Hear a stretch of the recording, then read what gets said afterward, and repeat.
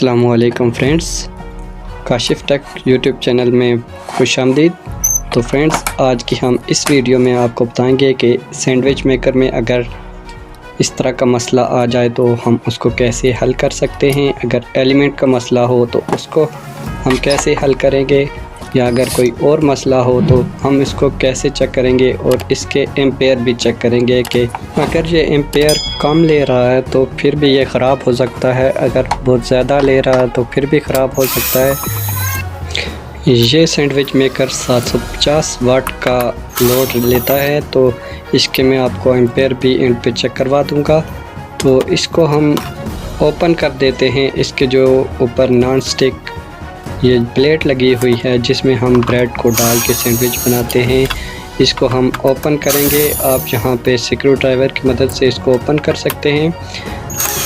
कि हम चेक करेंगे कि इसका एलिमेंट इसके अंदर कहाँ पे होता है, और इसको हम अगर ये ख़राब हो तो उसको रिप्लेस करेंगे या नहीं करेंगे। तो इसको हम ओपन कर देते हैं। इस साइड को जब प्लेट को उठाएंगे तो इसकी बैक साइड पे हम देख सकते हैं ये इसके कनेक्शन है, वायरिंग कनेक्शन, और ये वायर्स आती हैं और इस एलिमेंट के अंदर जाती हैं। ये जो शीट लगी हुई है, हीट सिंक शीट होती है ये। इस शीट को जब हम हटाएंगे तो अंदर ये वाला एलिमेंट होता है, अगर ये ख़राब होगा तो हम इसको रिप्लेस कर देंगे।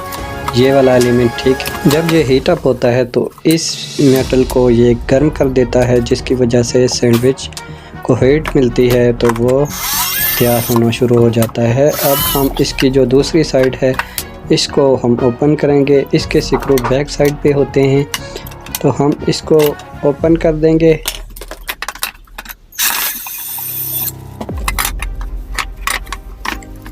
और ये हमने इसकी जो दूसरी साइड है ये भी ओपन किया। ये भी एलिमेंट है इसके अंदर, ये भी हीट अप होता है। अगर ये ख़राब होगा तो हम इसको भी चेंज कर देंगे।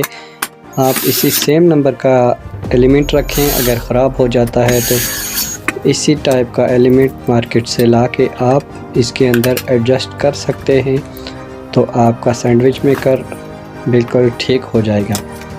तो अगर एलिमेंट का मसला नहीं है, कोई और मसला है, तो उसको भी आप आसान तरीके से हल कर सकते हैं। तो इसके जो वायर का मसला है इसको भी हम हल करेंगे। हमने इसकी मेन वायर काट दी है और इसके अंदर जो कनेक्शन हैं उनको हम चेक करेंगे। इसको हम रिमूव करेंगे तमाम स्क्रू को, और जो पुरानी हमारी केबल लगी हुई थी उसको उतारेंगे और इसकी जगह हम केबल को रिप्लेस करेंगे।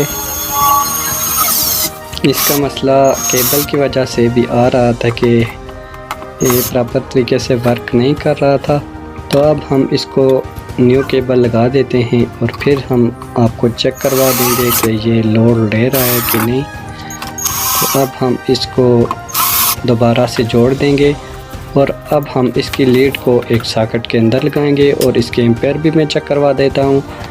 आप इस तरह से क्लैंप मीटर के ज़रिए एम्पेयर चेक कर सकते हैं। हम इसको मिनिमम 40 एम्पेयर पे सेट करेंगे और इसको एक वायर के साथ इसको क्लैंप करेंगे, और अब ये देखें 2.31 शो कर रहा है। इसका मतलब है ये ओके है। इससे अगर कम लोड देगा तो ये ख़राब होगा। तो फ्रेंड्स, वीडियो अच्छी लगी हो तो लाइक कर दें और साथ में शेयर भी कर